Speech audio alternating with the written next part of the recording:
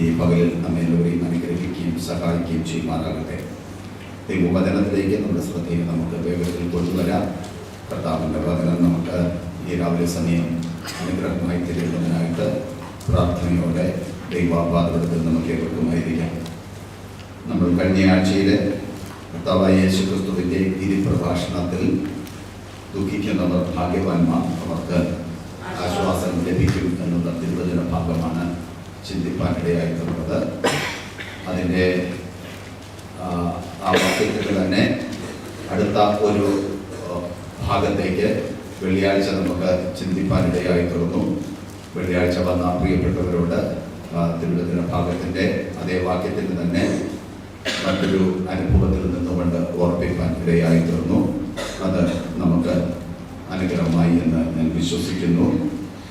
വീണ്ടും ഇന്ന് പകലിൽ മറ്റൊരു തിരുവചന ഭാഗത്തേക്ക് കർത്താവായ യേശുക്രിസ്തുവിൻ്റെ ഗിരിപ്രഭാഷണത്തിൽ തന്നെ മറ്റൊരു തിരുവചന ഭാഗത്തേക്ക് നമ്മുടെ ശ്രദ്ധയെ നമുക്ക് കൊണ്ടുവരാം. അതിൻ്റെ ആറാമത്തെ വാക്യം മത്തായിയുടെ സുവിശേഷം 5-ാമത്തെ അധ്യായം, അതിൻ്റെ മത്തായിയുടെ സുവിശേഷം 5-ാമത്തെ അധ്യായം, അതിൻ്റെ 6-ാമത്തെ വാക്യം. നീതിക്ക് വിശന്ന് ദാഹിക്കുന്നവർ ഭാഗ്യവാന്മാർ, അവർക്ക് തൃപ്തി വരും. അതെ, ഈ അനുഗ്രഹിക്കപ്പെട്ട ദൈവവചനത്തിനായി ദൈവത്തെ സ്തുതിക്കുന്നു, സ്തോത്രം ചെയ്യുന്നു. നീതിക്ക് വിശന്ന് ദാഹിക്കുന്നവർ ഭാഗ്യവാന്മാർ, അവർക്ക് തൃപ്തി വരും. എനിക്കറിയാം ഇത് ഒരു ബൈബിൾ ക്ലാസ് അല്ല എന്നുള്ളതറിയാം. സത്യം പറഞ്ഞാൽ ഇതൊരു ബൈബിൾ ക്ലാസ് ആയിട്ടാണ് എടുക്കേണ്ടത്. സഭായോഗത്തിലുള്ള ഒരു പ്രസംഗമായതുകൊണ്ട് ആ ഒരു നിലയിലായിരിക്കും ആ തിരുവചന നമ്മൾ ഈ ഭാഗങ്ങൾ ഒക്കെ ചിന്തിക്കുന്നത്. അതുകൊണ്ട് എല്ലാ ദൈവമക്കളും വളരെ പ്രാർത്ഥനയോടെ ദൈവസന്നിധിയിൽ ആയിരിക്കും. വായിച്ച വാക്യത്തിലേക്ക് നമുക്ക് അവസാന ഭാഗം വരാം. ഈ വേദഭാഗത്ത് പറയുന്നത് നീതിക്ക് വിശന്ന് ദാഹിക്കുന്നവർ ഭാഗ്യവാന്മാർ, അവർക്ക് തൃപ്തി വരും എന്ന്. തിരുവചനം നമ്മൾ പഠിക്കുമ്പോൾ നമ്മളുടെ ആ വാക്യത്തിലെ അവസാന സമയത്ത് നമുക്ക് തിരുവചന ഭാഗത്തേക്ക് വരാം. തിരുവചനം നമ്മൾ പഠിക്കുമ്പോൾ വിവിധ നിലകളിലുള്ള ദാഹങ്ങൾ തിരുവചനത്തിൽ നമുക്ക് മനസ്സിലാക്കാൻ കഴിയുന്നുണ്ട്. അത് ഒന്ന് നമ്മുടെ ശരീരത്തിൻ്റെ ദാഹമാണ്. നമുക്കെല്ലാവർക്കും അറിയാം, നമുക്ക് ഒക്കെ സ്വാഭാവികമായ നിലയിൽ ദാഹങ്ങൾ ഉണ്ടാകാറുണ്ട്. നമ്മൾ വെള്ളം കുടിച്ചില്ലെങ്കിൽ നമുക്കെന്തുണ്ടാകും? ദാഹം ഉണ്ടാകും. വെള്ളം കുടിക്കാനുള്ള ഒരു ദാഹം നമുക്ക് അത് ഓരോ സന്ദർഭത്തിൽ ഉണ്ടാകാറുണ്ട്. ഈ ഇസ്രായേൽ മക്കൾ മരുഭൂമിയിൽ കൂടെ യാത്ര ചെയ്ത് മുമ്പോട്ട് വരുമ്പോൾ, പുറപ്പാട് പുസ്തകം 17-ാമത്തെ അധ്യായത്തിലേക്ക് നമ്മൾ വരുമ്പോൾ, യഹോവയുടെ കൽപ്പന പ്രകാരം അവർ ചെയ്ത പ്രയാണത്തിൽ അവർ എവിടെ എത്തി? രഫീദീമിൽ അവർ എത്തുവാനിടയായി. രഫീദീമിൽ എത്തിയപ്പോൾ അവർക്ക് കുടിക്കുവാൻ എന്തില്ലായിരുന്നു? വെള്ളം ഇല്ലായിരുന്നു. കുടിക്കുവാൻ വെള്ളമില്ലാത്തത് കൊണ്ട് അവർ മോശയ്ക്ക് നേരെയും ദൈവത്തിന് നേരെയും ഒക്കെ എന്ത് ചെയ്തു? പെറുപെറുക്കാൻ ഇടയായിട്ടുണ്ട്. അങ്ങനെ പെറുപെറുത്തപ്പോൾ കുടിക്കാൻ വെള്ളമില്ലാത്തത് കൊണ്ടാണ്. കാരണം അവരെ മരുഭൂമിയിൽ കൂടെ യാത്ര ചെയ്ത് വരികയാണ്. രഫീദീമിൽ ദൈവത്തിന്റെ കൽപ്പന പ്രകാരം ചെയ്ത പ്രയാണത്തിലാണ് അവർ എവിടെ എത്തിയത്? രഫീദീമിൽ അവർ എത്തുവാനിടയായിട്ടുള്ളത്. അവിടെ എത്തിയപ്പോൾ അവർക്ക് കുടിക്കാൻ വെള്ളമില്ലാഞ്ഞതുകൊണ്ട്, അവർ നന്നാ ദാഹിച്ചത് കൊണ്ട് അവരവിടെ കലഹിപ്പാൻ ഇടയായിട്ടുണ്ട്. നമ്മുടെ ഏത് ദാഹം, പല വിധത്തിലുള്ള ദാഹങ്ങൾ കൊണ്ട്, അത് ഞാനൊന്ന് തൊട്ട് ഒന്ന് ഓർപ്പിച്ചിട്ട് വായിച്ച വേദഭാഗത്തേക്ക് നമുക്ക് വരാം. നമ്മുടെ ഏത് ദാഹവും പരിഹരിപ്പാൻ നമുക്ക് ചെല്ലാൻ കഴിയുന്നത് ദൈവത്തിന്റെ തിരുസന്നിധിയാണ്. ജനം മോശയുടെ അടുക്കൽ പെറുപെറുക്കുകയും കരയും ഒക്കെ ചെയ്തു. ഞങ്ങൾക്ക് കുടിപ്പാൻ ആര് വെള്ളം തരും? എവിടെ നിന്ന് വെള്ളം കിട്ടും? കാരണം അവർ ആ ദേശം മുഴുവനും പരതി നോക്കിയിട്ടാണ് വെള്ളം അടുത്ത ഇടയ്ക്കൊന്നും കിട്ടാനുള്ള ഒരു സാധ്യതയുമില്ല എന്ന് അവർ കണ്ടതുകൊണ്ടാണ് അവർ ആ ദേശം മുഴുവനും എന്ത് ചെയ്തു? വെള്ളം അന്വേഷിച്ചു. പക്ഷെ എവിടെയും കിട്ടാനുള്ള ഒരു സാധ്യതയില്ല. അതുകൊണ്ടാണ് അവർ എന്ത് ചെയ്തത്? ചെയ്തത്? നിലവിളിക്കാനും പുറകു നിൽക്കാനും തുടങ്ങിയത്. ഞങ്ങൾ മരിച്ചു പോകും, വെള്ളമില്ലാതെ ഞങ്ങൾ മരിച്ചു പോകുമെന്ന് അവർ പറയാനിടയായി തീർന്നത്. എന്നാൽ അവിടെ ആദ്യത്തെ വാക്യത്തിൽ എഴുതിയിരിക്കുന്നത് അവർ സ്വന്തമായിട്ട് അവിടെ വന്നതല്ല, യഹോവയുടെ കൽപ്പനയാൽ ചെയ്ത പ്രയാണത്തിലാണ് അവർ അവിടെ വന്നത്. ഇന്ന് പകലിൽ ദൈവമക്കളോട് ഞാനൊരു കാര്യം പറയാം. നമ്മൾ ദൈവത്തിന്റെ കൽപ്പനയാൽ പ്രയാണം ചെയ്യുന്ന ദൈവത്തിന്റെ മക്കളാണെങ്കിൽ, സ്തോത്രം, അവിടെ അവരെ കൊണ്ടുവന്നത് ദൈവമാണെങ്കിൽ, ദൈവം നമ്മുടെ ജീവിതത്തിൽ വേണ്ടുന്നതെല്ലാം കരുതാൻ അവൻ ശക്തിയുള്ളവനായ ദൈവമാണ്. ദൈവത്തിന് അറിയാം നമ്മുടെ ജീവിതത്തിൽ എന്ത്, എപ്പോൾ, എവിടെ കരുതണമെന്നുള്ളത്. ആ ഉറപ്പ് ദൈവമക്കളാകുന്ന ഗിരിപ്രഭാഷണത്തിൽ തന്നെ നമുക്കുണ്ട്. ഇതെല്ലാം നമുക്ക് എന്ത് വേണമെന്നുള്ളതെല്ലാം ദൈവം എന്ത് ചെയ്യുന്നുണ്ട്. 6-ാമത്തെ അധ്യായത്തിലേക്ക് വരുമ്പോൾ അത് രേഖപ്പെടുത്തിയിട്ടുണ്ട്, അല്ലെ? പിന്നത്തെ നമുക്ക് ആ ഭാഗമൊക്കെ ചിന്തിക്കാം. അപ്പൊ നമുക്ക് വേണ്ടുന്നതെല്ലാം എപ്പോൾ തരണമെന്നുള്ളത്, എവിടെ വെച്ച് തരണമെന്നുള്ളതെല്ലാം ദൈവം വ്യക്തമായിട്ട് എന്ത് ചെയ്യുന്നവനാണ്, അറിയുന്നവനാണ്. പലപ്പോഴും നമ്മുടെ ജീവിതയാത്രകളിൽ പല വഴികളും ഒക്കെ അടഞ്ഞു എന്ന് നമുക്ക് തോന്നിയാലും, പ്രിയമുള്ളവരെ, നമുക്ക് വേണ്ടി തമ്പുരാൻ ചിലതൊക്കെ എന്ത് ചെയ്തിട്ടുണ്ട്, കരുതിയിട്ടുണ്ട്. അപ്പോൾ ദൈവത്തിന്റെ ദാസന മോശ ഈ വിഷയം ദൈവസന്നിധിയിൽ വെച്ചപ്പോൾ, ദൈവത്തിന്റെ ദാസനായ മോശയെ ദൈവം പർവ്വതത്തിന്റെ മുകളിലേക്ക്, ഹോരേബ് പർവ്വതത്തിന്റെ മുകളിലേക്ക് വിളിക്കുകയാണ്. അവിടെ ഞാൻ പാറയുടെ മുകളിൽ നിൽക്കും, നീ പ്രമുഖന്മാരും കൂടെ ആ നദി അടിച്ച വടിയുമായിട്ട് അവിടേക്ക് എന്ത് ചെയ്യണം, വരണം, പാറയെ നീ എന്ത് ചെയ്യണം, അടിക്കണം. അപ്പോൾ ജനത്തിന് കുടിക്കുവാൻ എന്ത് പുറപ്പെടും, വെള്ളം പുറപ്പെടുവാൻ ഇടയായിത്തീരും എന്ന് നമുക്ക് അവിടെ കാണാൻ കഴിയുന്നുണ്ട്. സ്തോത്രം. എങ്ങനെയാ വെള്ളം പുറപ്പെട്ടത്? 78-ാമത്തെ സങ്കീർത്തനത്തിലേക്ക് ഒന്ന് വരാമോ?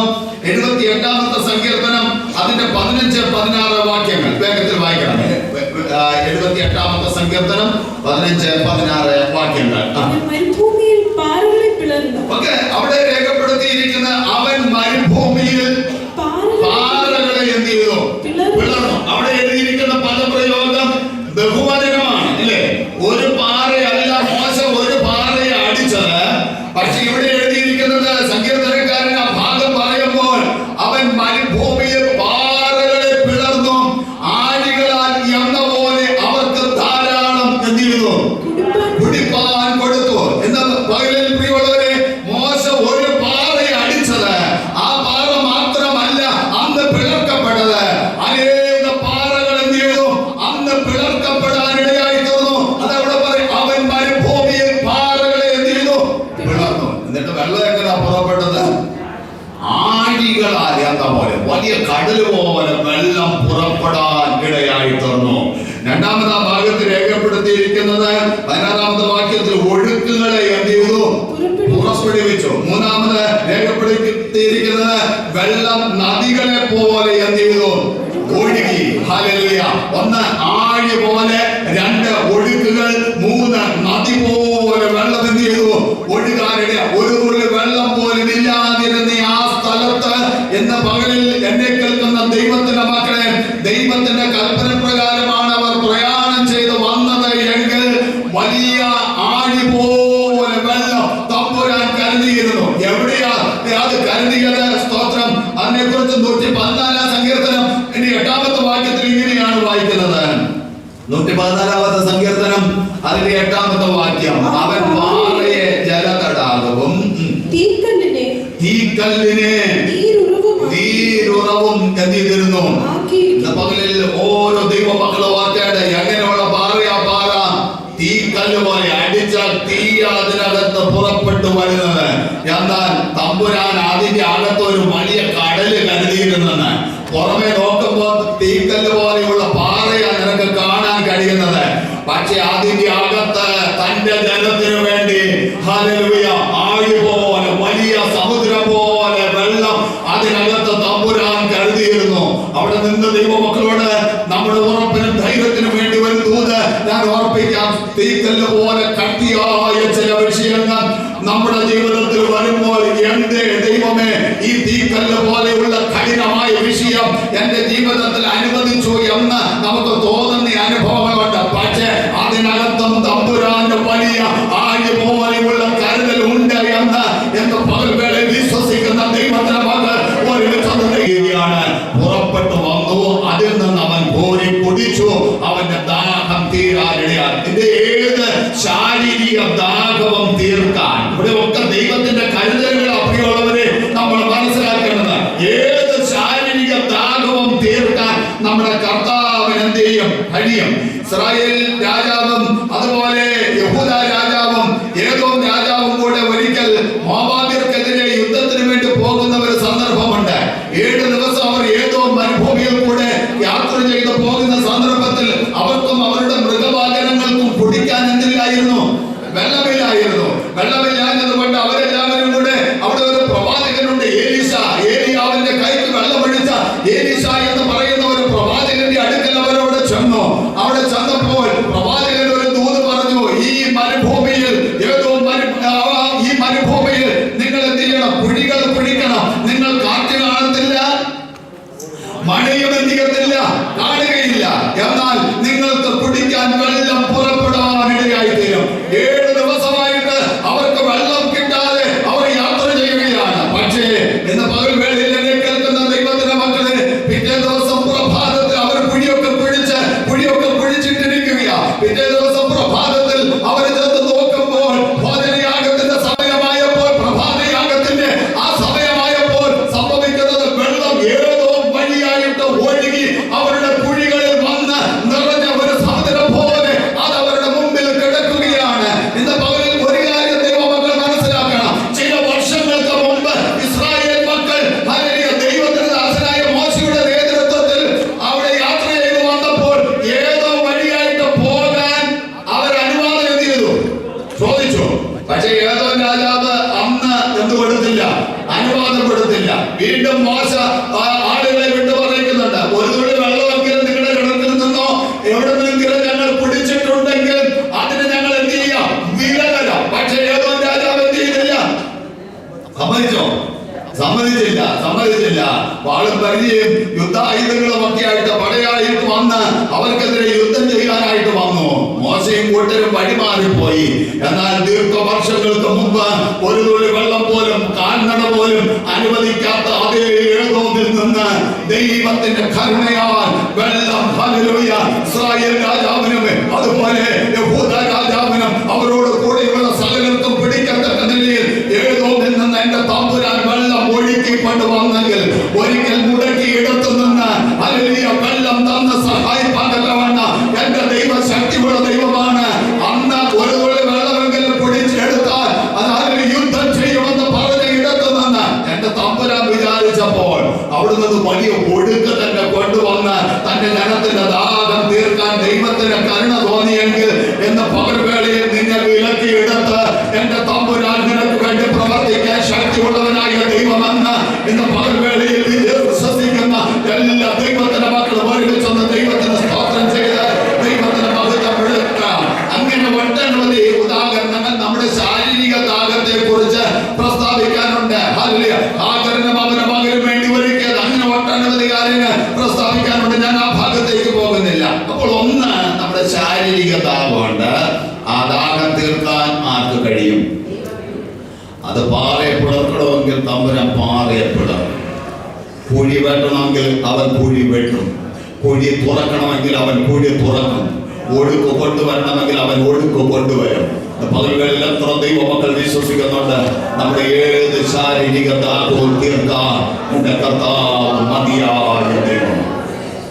2 നമ്മുടെ ആത്മാവിന്റെ ദാഹമാണ്. ആത്മാവിന്റെ ദാഹം 42-ാം സങ്കീർത്തനം 1-2 വാക്യങ്ങൾ നമുക്ക് എല്ലാവർക്കും അറിയാം. മാൻ നീർത്തോട്ടുകളിലേക്ക് ചെല്ലുവാൻ കാക്ഷിക്കുന്നത് പോലെ ദൈവമേ എന്റെ ആത്മാവ് നിന്നോട് ചേരുവാൻ എന്ത് ചെയ്യുന്നു? അപ്പോൾ ഇത് ദൈവത്തോട് ചേരാനുള്ള ഒരാത്മാവിന്റെ ഒരാത്മീക ദാഹമാണ്, അല്ലേ?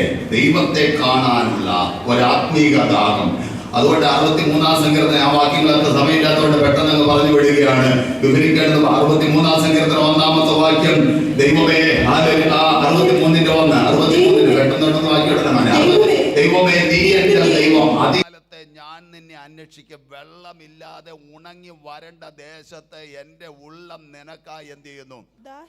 ദാഹിക്കുന്നു. എന്റെ ദേഹം നിനക്കായി എന്ത് ചെയ്യുന്നു? കാംക്ഷിക്കുന്നു. നോക്കെ, അവിടെ സങ്കീർത്തനക്കാരൻ പറഞ്ഞിരിക്കുന്നത് എന്റെ ഉള്ളം ആർക്ക് വേണ്ടി ദാഹിക്കുന്നെന്നാ പറയുന്നത്? ദൈവത്തിന് വേണ്ടി. എൻ്റെ ദേഹം ആർക്ക് വേണ്ടിയാ കാംക്ഷിക്കുന്നത്?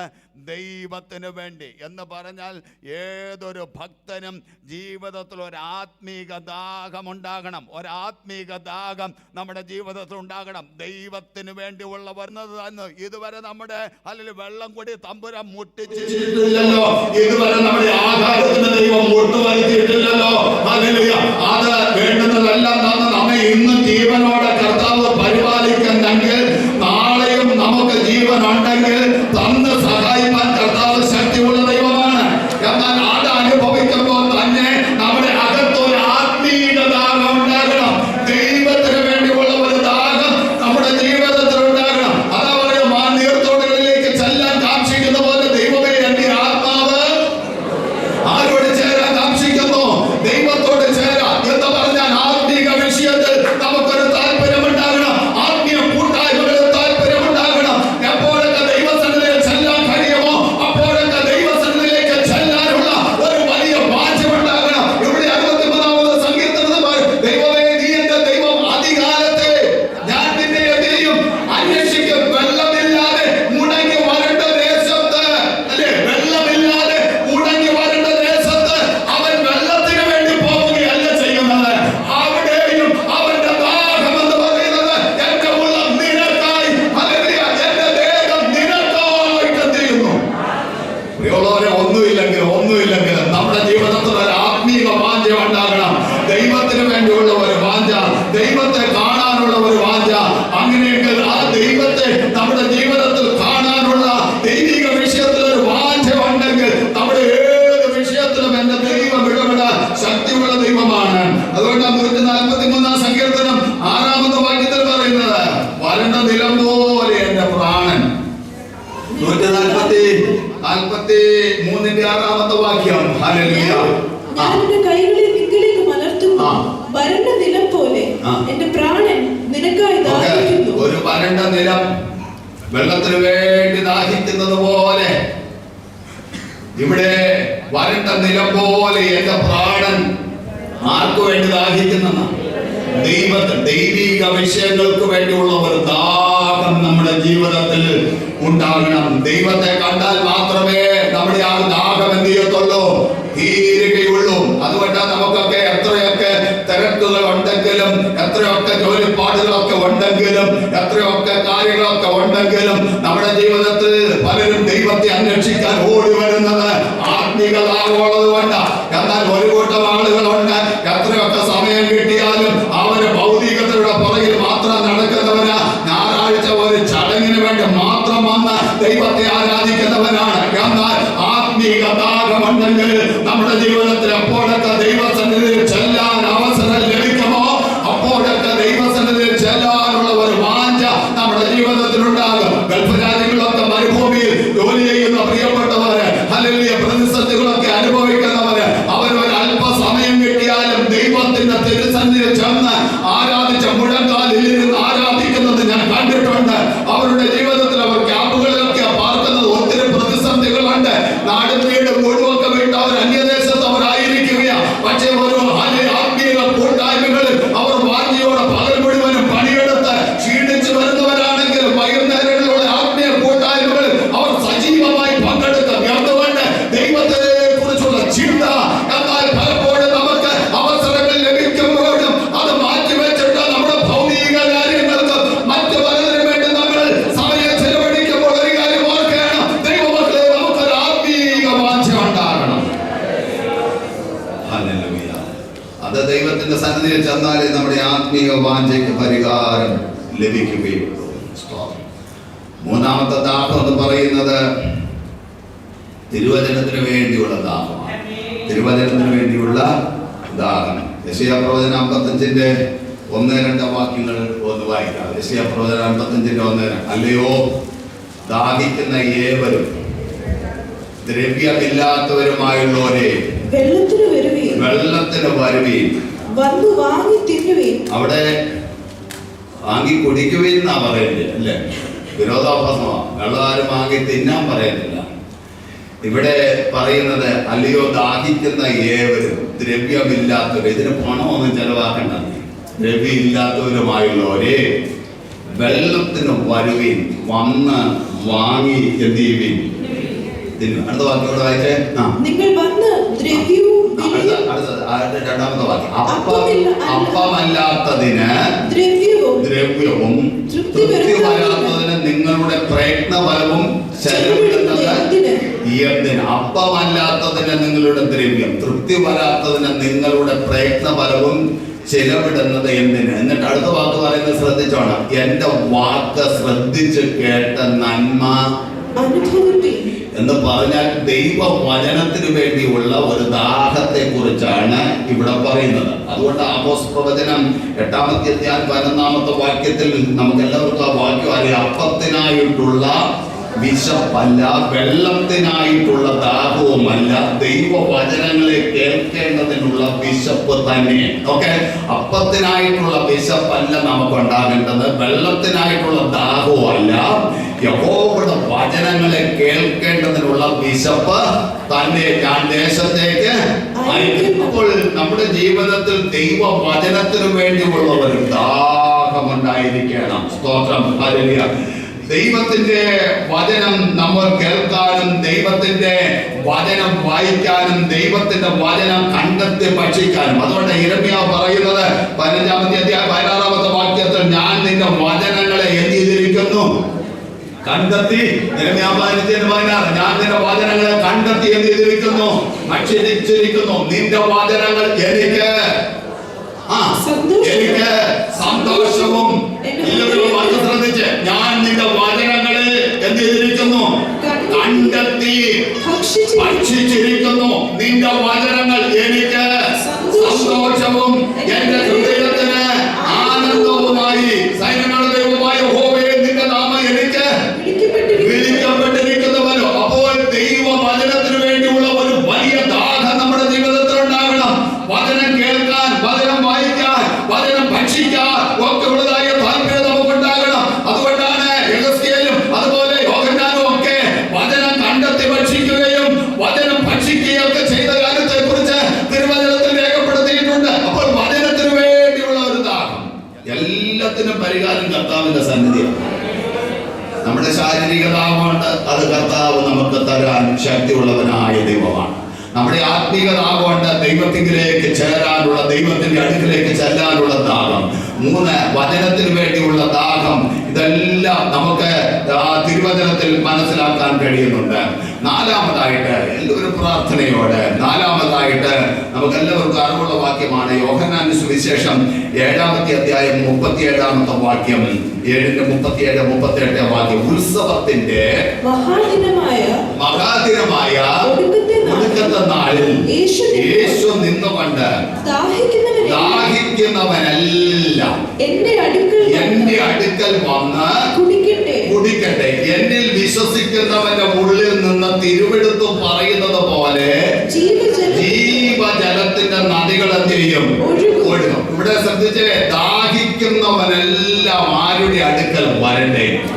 യേശുവിന്റെ അടുക്കൽ വരട്ടെ എന്ന കർത്താവ് എന്ത് ചെയ്യുന്നത്? പറയുന്നത്. ഒന്നാമത് നമ്മൾ പറഞ്ഞത് എന്തിന്റെ ദാഹമാണ്? നമ്മുടെ ശരീരത്തിന്റെ ദാഹമാണ്. 2 പറഞ്ഞത് നമ്മുടെ ആത്മാവിന്റെ ദാഹമാണ്. ആത്മാവിന്റെ ദാഹം എന്ന് പറഞ്ഞാൽ ദൈവത്തെ കാണാൻ, ദൈവിക വിഷയത്തിന് വേണ്ടിയുള്ള ദാഹം. 3-ാമത്തെ ദാഹം ദൈവവചനത്തിന് വേണ്ടിയുള്ള ദാഹമാണ്. ഇവിടെ പറയുന്നത്, സ്തോത്രം, ഇതൊന്നുമല്ല, ദാഹിക്കുന്നവൻ എല്ലാം എന്റെ അടുക്കൽ വന്ന് കുടിക്കട്ടെ എന്ന് പറയുമ്പോൾ അടുത്ത വാക്യത്തിൽ എന്താ ആ ദാഹം എന്ന് പറയുന്നുണ്ട്. ഇത് 39-ാമത്, അവൻ ഇത് തന്നിൽ വിശ്വസിക്കുന്നവർക്ക് ലഭിക്കാനുള്ള ആത്മാവിനെ കുറിച്ചാകുന്നു എന്ന് ചെയ്യുന്നത്. പ്രിയമുള്ള ദൈവമക്കളെ, പരിശുദ്ധാത്മാവിനെ പ്രാപിക്കാനുള്ള ഒരു വലിയ ദാഹം നമ്മുടെ ജീവിതത്തിൽ ഉണ്ടാകണം. സ്തോത്രം, സ്തോത്രം. ഇന്നത് വേണ്ട എന്ന് ചിന്തിക്കുന്ന ഒരു കൂട്ടം ആളുകളുടെ നടുവിലാണ് നമ്മൾ ആയിരിക്കുന്നത്. എന്നാൽ ഏതൊരു കർത്താവ് തന്നെ വിളിച്ചു പറയുകയാണ്, ഉത്സവത്തിന്റെ മഹാദിനമായ ഒടുക്കത്തെ നാളിൽ നിന്നുകൊണ്ട് യേശു വിളിച്ചു പറയുകയാണ്, ദാഹിക്കുന്നവനെല്ലാം എന്റെ അടുക്കൽ വന്ന് കുടിക്കട്ടെ. അവനിത് തന്നിൽ വിശ്വസിക്കുന്നവർക്ക് ലഭിക്കാനുള്ള ആത്മാവിനെ കുറിച്ച്, അതായത് പരിശുദ്ധാത്മാവിനെ കുറിച്ചാണ് ആര് പ്രസ്താവിച്ചത്? യേശു തമ്പുരാൻ പ്രസ്താവിച്ചത്. ഉത്സവത്തിനോ ആരാധനമായി ഒടുക്കത്തുന്നാളെന്നൊക്കെ പറയുമ്പോൾ യഹൂദന്മാർക്ക് പ്രധാനമായിട്ട് 7 പെരുന്നാളാണ് ഉണ്ടാകുന്നത്. ഒന്നാമത്തെ മാസം 14-ാം തീയതി ഉണ്ടായിരുന്ന അവരുടെ പെരുന്നാളാണ് പെസഹ പെരുന്നാൾ എന്ന് പറയുന്നത്, അല്ലേ? 15-ാമത്തത് ആ ഒന്നാമത്തെ മാസം തന്നെ 15-ാം തീയതി അവർക്ക് പുളിപ്പില്ലാത്ത അപ്പത്തിന്റെ പെരുന്നാൾ ഉണ്ടായിരുന്നു. 16-ാം തീയതി ആദ്യ ഫലക്കറ്റയുടെ നീരാജനത്തിന്റെ പെരുന്നാളായിരുന്നു. അത് കഴിഞ്ഞിട്ട് 50 ദിവസം കഴിഞ്ഞ്, അതായത് 3-ാമത്തെ മാസം 5-ാം തീയതിയുള്ള പെരുന്നാളാണ് അവരുടെ പെന്തക്കോസ്ത് പെരുന്നാൾ എന്ന് പറയുന്ന പെരുന്നാള്. അടുത്തത് 7-ാമത്തെ മാസത്തിലെ അടുത്ത പെരുന്നാള്, 5-ാമത്തെ പെരുന്നാള് കാഹളധ്വനി പെരുന്നാള്. ഹല്ലേലൂയ. അത് 7-ാമത്തെ മാസം 1-ാം തീയതിയാണ്. അത് കഴിഞ്ഞിട്ട് സ്തോത്രം 7-ാമത്തെ മാസം 10-ാം തീയതിയുള്ള പെരുന്നാളാണ് മഹാപാപ പരിഹാര പെരുന്നാൾ എന്ന് പറയുന്നത്. ഏറ്റവും അവസാനത്തെ പെരുന്നാളാണ് കൂടാര പെരുന്നാൾ എന്ന് പറഞ്ഞാൽ 7-ാമത്തെ മാസം 15-ാം തീയതിയാണ്. അത് ഒരാഴ്ച നീണ്ടു നിൽക്കും. ആ ഒരാഴ്ച നീണ്ടു നിൽക്കുന്ന പെരുന്നാളാണ് എന്ന് പറയുന്നത് കൂടാര പെരുന്നാൾ. പണ്ടവര് കൂടാരങ്ങളിൽ പാർത്ത, മരുഭൂമിയിൽ കൂടാരങ്ങളിൽ പാർത്തതിന്റെ ഓർമ്മയ്ക്ക് വേണ്ടിയുള്ളതായ പെരുന്നാളാണ് കൂടാര പെരുന്നാൾ എന്ന് പറയുന്നത്. ആ കൂടാര പെരുന്നാള് തീരുന്ന ദിവസം മഹാപുരോഹിതന്റെ നേതൃത്വത്തിൽ ബാക്കിയുള്ള എല്ലാ പുരോഹിതന്മാരും കൂടെ യെരൂശലേമിൽ നിന്ന് ഒരു പൊൻകുടവുമായിട്ട്, പൊൻകലവുമായിട്ട് അവര് നേരെ എവിടേക്ക് പോകും? ശീലോവിലേക്ക് പോകും.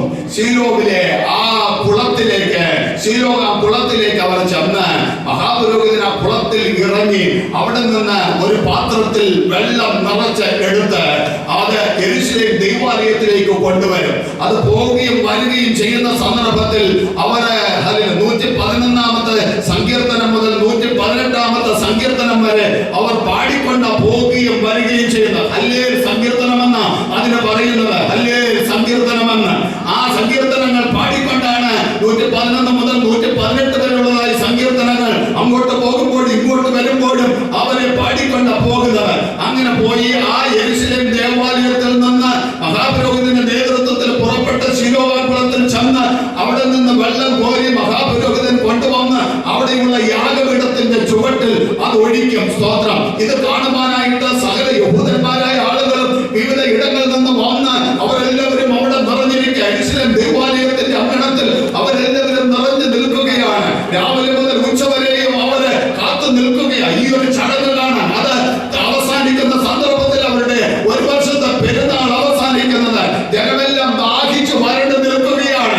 ദാഹിച്ചു വരണ്ടു നിൽക്കുമ്പോൾ അവര് വിചാരിക്കും ഈ മഹാപുരോഹിതൻ കൊണ്ടുവരുന്ന വെള്ളം ഒരു തുള്ളിയെങ്കിലും ഞങ്ങൾക്ക് കിട്ടിയിരുന്നെങ്കിൽ എന്ന് അവർ വിചാരിക്കുമ്പോൾ അവർക്ക് അതിൽ നിന്ന് ഒരു തുള്ളി വെള്ളം പോലും അവരുടെ നാവ് നനയ്ക്കാൻ പോലും കിട്ടാതിരിക്കുമ്പോൾ അതേ അങ്കണത്തിൽ കർത്താവ് നിന്നുകൊണ്ട് അതിനെ ദാഹിച്ചു നിൽക്കുന്ന ജനത്തെ കണ്ടുകൊണ്ട് കർത്താവ് വിളിച്ചു പറയാം, ദാഹിക്കുന്നവനെല്ലാം എന്റെ അടുക്കൽ വന്ന് പിടിക്കട്ടെ, എന്നിൽ വിശ്വസിക്കുന്നവന്റെ ഉള്ളിൽ നിന്ന് തിരുവെടുത്ത് പറയുന്നത് പോലെ എന്ത് ചെയ്യും?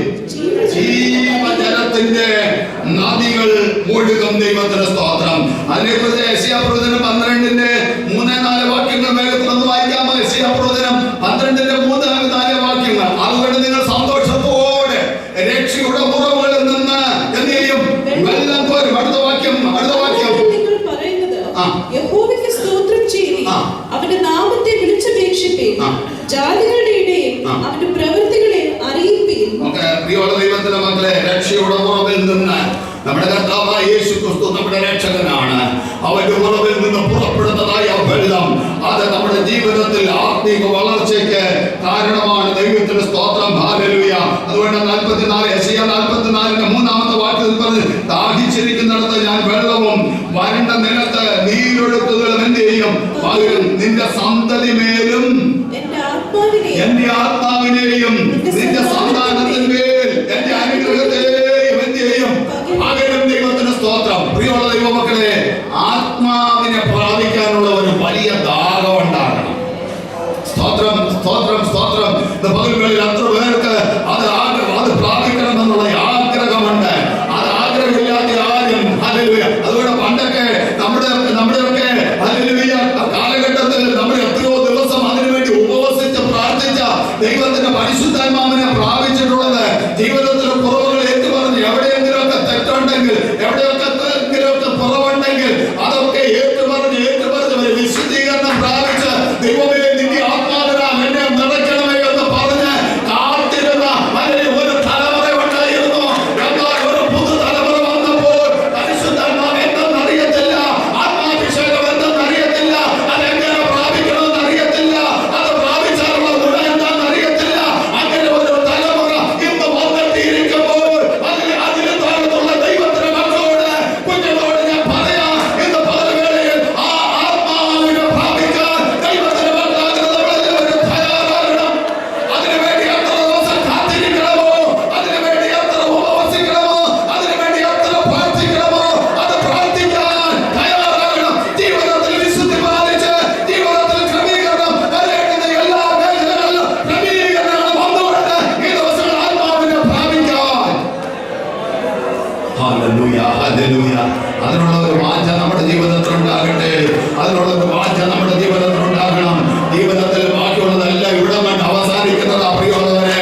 എന്നാൽ ദൈവത്തിന്റെ പരിശുദ്ധാത്മാവിനെ പ്രാപിക്കാനുള്ള ഒരു വലിയ ദാഹം നമ്മുടെ ജീവിതത്തിലുണ്ട്. ദാഹമില്ലാത്തവർക്ക് ഒരിക്കലും അത് ലഭിക്കത്തില്ല.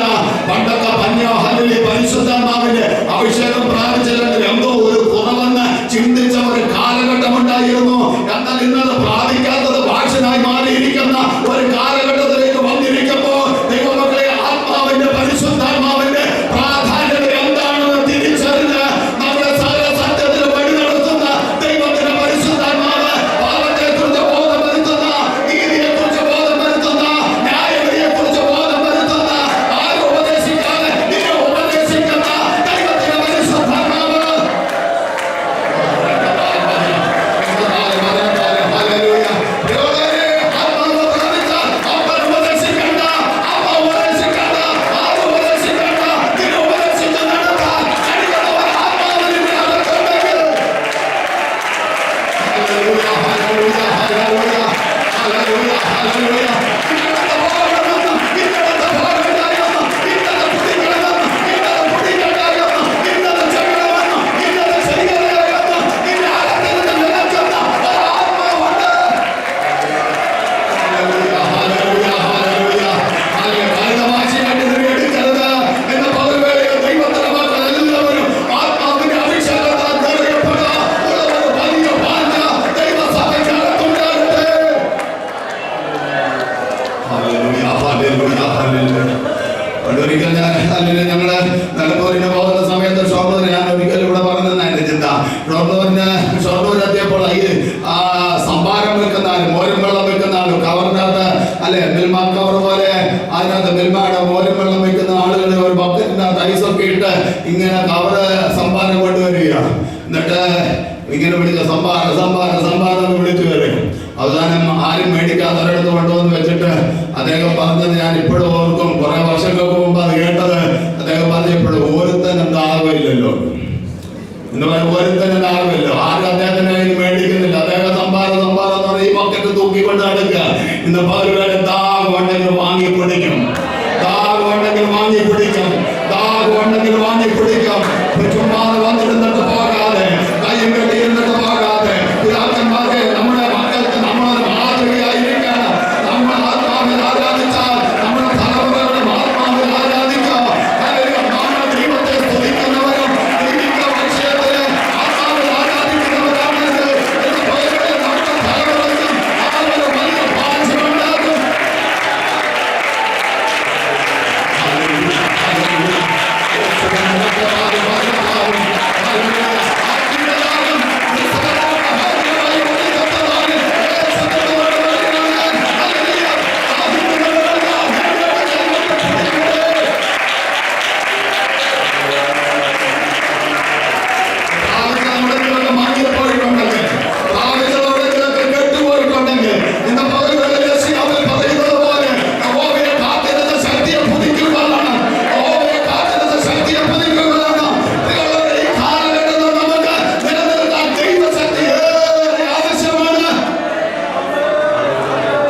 ജീവിതത്തിന് നേരെ വരുന്ന ഏത് പ്രതിസന്ധികളെയും നമുക്ക് തരണം ചെയ്യാൻ കഴിയുന്നത് ദൈവത്തിന്റെ ആത്മാവിന്റെ ശക്തി. അതുകൊണ്ട് പത്രോസിനെയും യോഹന്നാനും ഒക്കെ തലനും വിലനും ഒക്കെ ചോദ്യം ചെയ്യുമ്പോൾ ആത്മാവ് അവരുടെ മേൽ വന്ന് മഹാപുരോഹിതന്മാരുടെ മുമ്പിൽ കൂശാതെ നിൽക്കാൻ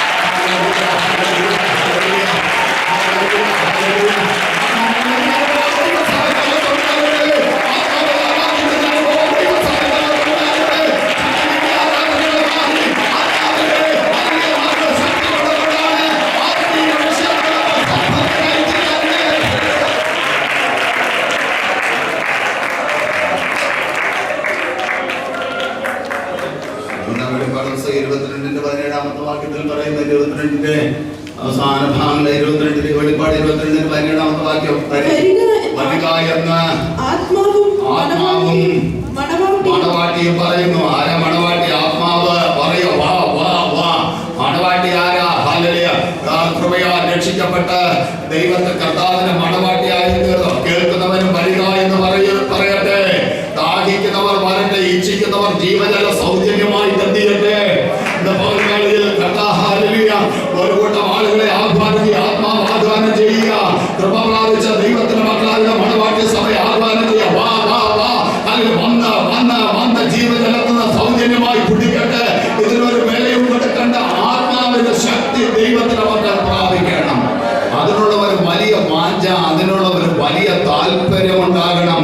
പ്രിയമുള്ളവരെ, യേശുവിനെ മരിച്ചവരുടെ ഇടയിൽ നിന്ന് ഉയർപ്പിച്ചവന്റെ ആത്മാവ് നമ്മുടെ മധ്യ ശരീരങ്ങളിൽ വസിക്കുന്നു എങ്കിൽ ആ ആത്മാവിന്റെ ശക്തിയാലാണ് നമുക്ക് മരണത്തിന്റെ അനുഭവത്തെ ഭേദിച്ചുകൊണ്ട് ഒരു ഉയർപ്പ് ലഭിക്കാൻ ഇടയായിത്തീരുന്നെങ്കിൽ ഇതിന്റെ പ്രാധാന്യത ദൈവത്തിന്റെ മക്കൾ ആഴമായി ഇന്ന് പകലുകളെ മനസ്സിലാക്കണം. ദൈവവചനത്തെ പൊട്ടിക്കളയുന്ന അല്ലെങ്കിൽ ചിന്തകൾ കൊണ്ട് ആരും നടക്കരുത് എന്ന പകലുവേളയിൽ ദൈവവചനത്തിൽ എഴുതിയിരിക്കുന്ന അക്ഷരം പ്രതി അതുപോലെ വിശ്വസിക്കാൻ ദൈവത്തിന്റെ മക്കൾ തയ്യാറാകട്ടെ.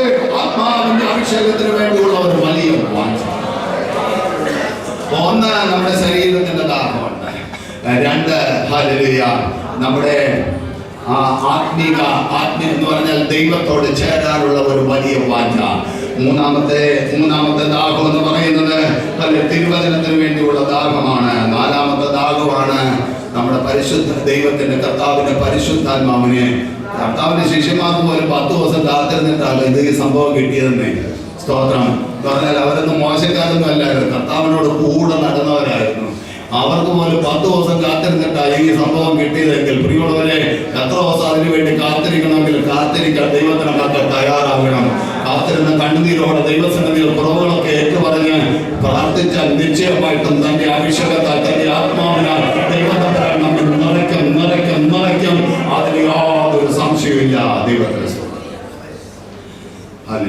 അടുത്ത പറയാം, നീതിക്ക് വേണ്ടി വിശന്ന്. ഈ ഞാൻ പറഞ്ഞല്ലോ, ഈ കർത്താവിന്റെ രാജ്യമാണ് ഈ പ്രധാനമായിട്ടും ഈ ഗിരിപ്രഭാഷണത്തിന്റെ പ്രധാന കേന്ദ്രം എന്ന് പറയുന്നത്. കർത്താവിന്റെ രാജ്യത്തിൽ നമ്മൾ എങ്ങനെ ആയിരിക്കണം? ദൈവത്തിന്റെ രാജ്യത്തെ കുറിച്ച് പറയാം. ദൈവരാജ്യം ഭക്ഷണവും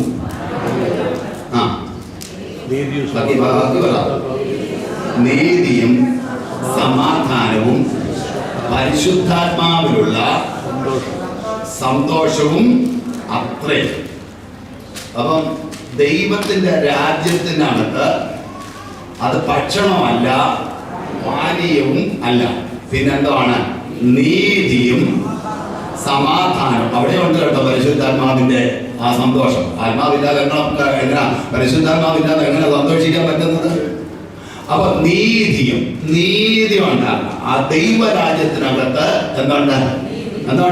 നീതിയുണ്ട്, സന്തോഷമുണ്ട്, അല്ലെങ്കിൽ സമാധാനമുണ്ട്, പരിശുദ്ധാത്മാവിലുള്ള സന്തോഷം ഉണ്ട്.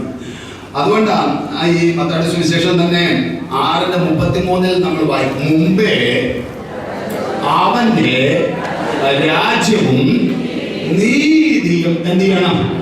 അന്വേഷിക്കണം. മുമ്പേ അവന്റെ രാജ്യവും. അപ്പൊ ദൈവരാജ്യം എന്ന് പറയുന്ന ഭക്ഷണമല്ല, പാനീയമല്ല, ഹല്ലേലൂയ, പിന്നെ നീതിയും സമാധാനവും പരിശുദ്ധാത്മാവിലുള്ള സന്തോഷമാണെന്ന് പറയുന്നത് ഇവിടെ പറയുകയാണ്. അതുകൊണ്ട് എല്ലാവരും ഒരു ദൈവ പൈതൽ അന്വേഷിക്കണം. മുമ്പേ അന്വേഷിക്കണം അവന്റെ രാജ്യവും അവന്റെ നീതിയും അന്വേഷിക്കണം. അതോടുകൂടെ ഇതൊക്കെയും നിങ്ങൾക്ക് എന്ത് ചെയ്യും? പ്രിയമുള്ളവരെ, ഒന്നാമത് നമ്മൾ അന്വേഷിക്കേണ്ടത് ദൈവത്തിന്റെ രാജ്യം, ദൈവത്തിന്റെ നീതിയാണ്. എന്തുകൊണ്ടാണ് നമ്മൾ ദൈവത്തിന്റെ രാജ്യം, ദൈവത്തിന്റെ നീതിയാണ്?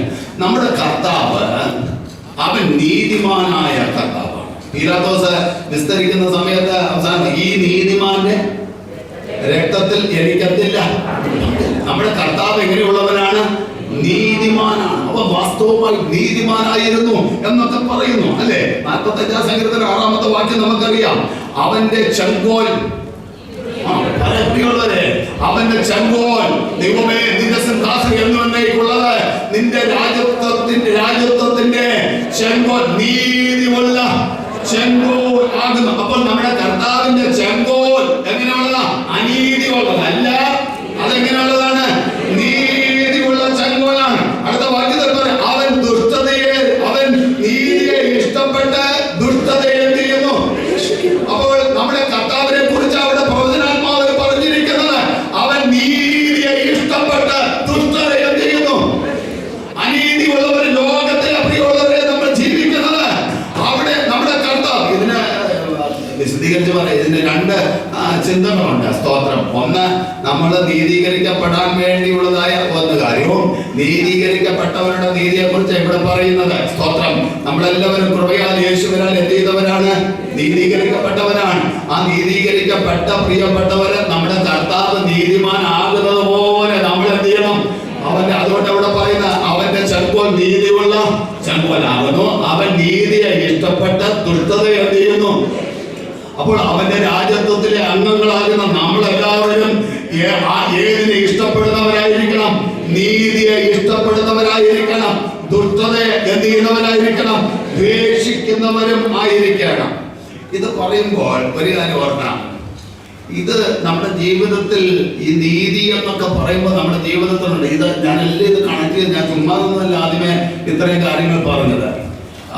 ഈ നീതി നടപ്പാകണമെങ്കിൽ പരിശുദ്ധാത്മാവ് ഉണ്ടെങ്കിൽ പറ്റും അല്ലെ. പരിശുദ്ധാത്മാവില്ലാത്ത ഒരുത്തർക്കും നീതി നടത്താൻ പറ്റത്തില്ല. ആത്മാവില്ലാത്ത ഒരുത്തർക്കും നീതി നടത്താൻ. ഞാനത് തെളിയിക്കാം. സ്തോത്രം. ഈ യേശുവിനെ കുറിച്ച് യെശയ്യാവ് പറഞ്ഞിരിക്കുന്ന പ്രവചന ഭാഗമുണ്ടല്ലോ, 11-ാമത്തെ അധ്യായം, യെശയ്യാവിന്റെ പുസ്തകം 11-ാമത്തെ അധ്യായത്തിൽ പറഞ്ഞിരിക്കുന്നത് വായിച്ചേ, 1-ാമത്തെ വാക്യം മുതൽ. യെശയ്യാവ് എന്നാൽ ഇസ്രായേലിന്റെ കുറ്റിയിൽ നിന്ന് ഓരോ മുള പൊട്ടിപ്പുറപ്പെടും. ആരെ കുറിച്ചാണ് പറയുന്നത്? ഒന്ന് പറയാൻ പ്രിയമുള്ളവരെ, ആരെ കുറിച്ചാണ് പറയുന്നത്? ഇസ്രായേലിന്റെ കുറ്റിയിൽ നിന്ന് മുള പൊട്ടിപ്പുറപ്പെടുന്ന യേശുവിനെ കുറിച്ചാണ് പറയുന്നത്. അവന്റെ വേരുകളിൽ നിന്ന് ഒരു കൊമ്പ് എന്ത് ചെയ്യും? മുമ്പ് പ്രസംഗിച്ചിട്ടുണ്ട്. അവന്റെ പേര് യഹോവയുടെ, ശ്രദ്ധിച്ച്, അവന്റെ പേര് എന്തുണ്ട്? യഹോവയുടെ ആത്മാവുണ്ട്. ആരുടെ പേര്? യേശുവിന്റെ മേൽ പോലും, യേശുവിനെ കുറിച്ച് അവിടെ പറയുന്നത്, യേശുവിന്റെ മേൽ പോലും യഹോവയുടെ ആത്മാവിന്റെയും ആവസിക്കും. എങ്ങനെയുള്ള ആത്മാവ്? ജ്ഞാനത്തിന്റെയും വിവേകത്തിന്റെയും ആത്മാവ്, ആലോചനയുടെ ബലത്തിന്റെയും ആത്മാവ്, പരിജ്ഞാനത്തിന്റെയും യഹോവ ഭക്തിയുടെയും ആത്മാവ് തന്നെ. അടുത്ത വാക്യം,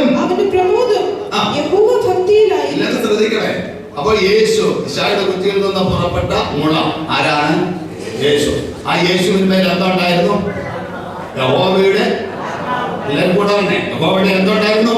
ആത്മാവുണ്ടായിരുന്നു. അപ്പോൾ അടുത്ത് പറയുന്ന അവന്റെ പ്രമോദം യഹോവ ഭക്തിയിൽ. ആത്മാവുള്ള ഒരുവന്റെ പ്രമോദം ലോകത്തിലുള്ള ഒന്നിലുമല്ല, ദൈവഭക്തിയായി.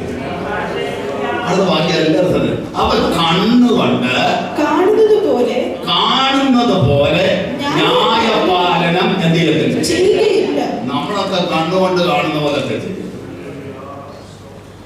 നമ്മളൊക്കെ എന്തെങ്കിലുമൊക്കെ, അടുത്ത പറയുന്നുണ്ട്, ചെവി കൊണ്ട് നമ്മൾ ആരെ കുറിച്ചെങ്കിലും എന്തെങ്കിലുമൊക്കെ കേട്ടാ അത് അതേപോലെ എന്ത് ചെയ്യും. ശരിയാണോ തെറ്റാണോ എന്നൊന്നും നമ്മൾ എന്ത് ചെയ്യത്തില്ല, നമ്മുടെ ചിന്തയാണ്. എന്നാൽ ഇവിടെ കർത്താവിനെ കുറിച്ച് പറയുന്നത് കണ്ണുകൊണ്ട് കാണുന്നത് പോലെ അവൻ ന്യായപാലന എന്ത് ചെയ്യത്തില്ല. ചെവി കൊണ്ട് കേൾക്കുന്നത് പോലെ എന്ത് ചെയ്യത്തില്ല. നമ്മളെന്തെങ്കിലുമൊക്കെ കേട്ടാലും വിധിക്കും അല്ലേ? നമ്മളെന്തെങ്കിലുമൊക്കെ കേട്ടാൽ എന്ത് ചെയ്യും? വിധിക്കും. സ്തോത്രം. എന്നാൽ കർത്താവിനെ കുറിച്ച് ഇവിടെ പറയാണ്, നമ്മൾ കാണുന്ന പോലെ ഒന്നുമല്ല അവൻ കാണും. നമ്മൾ പലരും അല്ലേ, അതുകൊണ്ടാണ് പറയുന്നത്, ശീമോൻ പറഞ്ഞില്ലേ ഇവൾ ആരാണെന്ന്, യേശുവിന്റെ കാൽക്കൽ ഇരുന്ന് തൈലം പൂശുന്ന സ്ത്രീ ആരാന്ന് അറിഞ്ഞിരുന്നെങ്കിൽ. അപ്പൊ അവൻ കാണുന്നവർ അവളെ കുറിച്ച് കാണുന്ന ഒന്ന് കൂടെ വാപ്പയുള്ളത് നിങ്ങൾക്ക് ആ ഭാവം പറയും. അവൻ അവളെ കുറിച്ച് കാണുന്ന ഒരു ചിന്തയുണ്ട്. പക്ഷെ യേശു അവളെ കാണും. മതമൊക്കെ ഉണ്ട്, തെറ്റൊക്കെ ഉണ്ട്. പക്ഷേ അവളുടെ ഇപ്പോഴത്തെ അവസ്ഥയാണ് കർത്താവ്. ഇന്ന് പകലിൽ പ്രിയമുള്ള ദൈവത്തിന്റെ മക്കളെ, നമ്മളൊക്കെ കണ്ണുകൊണ്ട് കാണുന്നതിനനുസരിച്ച് വിധിക്കുന്നവരാണ്, കാതുകൊണ്ട് കേൾക്കുന്നതിനനുസരിച്ച് നമ്മൾ എന്ത് ചെയ്യുന്നവരാണ്, അതിൽ വിധിക്കുന്നവരും ന്യായം നടത്തുന്നവരും ഒക്കെയാണ്. ഇവിടെയാണ് എൻ്റെ കർത്താവ് ആത്മാവിനെ പ്രാപിച്ചതിന്റെ ശ്രേഷ്ഠത. സ്തോത്രം. അകത്ത് ഒരാത്മാവുണ്ടെങ്കിൽ, ഈ ദൈവത്തിന്റെ ആത്മാവിനാൽ നിറയപ്പെട്ട ഒരു ദൈവത്തിന്റെ പൈതലെങ്കിൽ, കണ്ടുകൊണ്ട് കാണുന്ന പോലെ നീ എന്ത് ചെയ്യത്തില്ല, ന്യായപാലനം ചെയ്യത്തില്ല. ചെവി കൊണ്ട് കേൾക്കുന്നത് പോലെ വിധിക്കത്തില്ല. ഹല്ലേലൂയ. ഇവിടെയാ നമുക്ക് സ്തോത്രം ഈ വാക്യത്തിന്റെ അർത്ഥം നമുക്ക് മനസ്സിലാക്കാൻ കഴിയുന്നത്. സ്തോത്രം. എന്താ തിരുവചനത്തിൽ വായിക്കുന്നത്? നീതിക്ക് വേണ്ടി വിശന്ന് ദാഹിക്കുക. സ്തോത്രം. അപ്പോൾ യഥാർത്ഥ നീതി നമുക്ക് മനസ്സിലാക്കണമെങ്കിൽ നമ്മുടെ അകത്ത് ദൈവത്തിന്റെ ആത്മാവ് വേണം.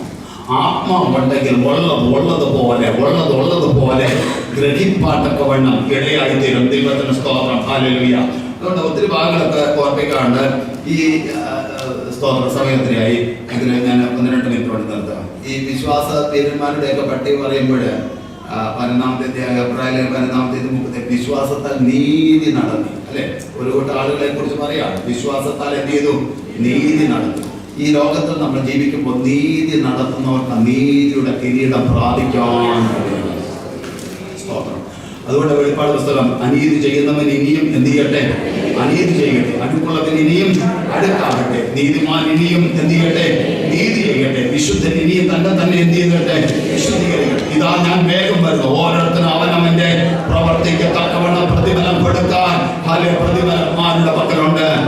അതുകൊണ്ട് നീതിക്ക് വേണ്ടി വിശന്ന് ദാഹിക്കാൻ, നമ്മുടെ കണ്ണുകൊണ്ട് കാണുന്ന പോലെയല്ല, ചെവി കൊണ്ട് കേൾക്കുന്ന പോലെയല്ല, മറ്റുള്ളവർ പറയുന്നതിനനുസരിച്ചല്ല, ആത്മാവ് പ്രാപിച്ച് നീതിയോടെ കാര്യങ്ങൾ ചെയ്യാൻ വേണം.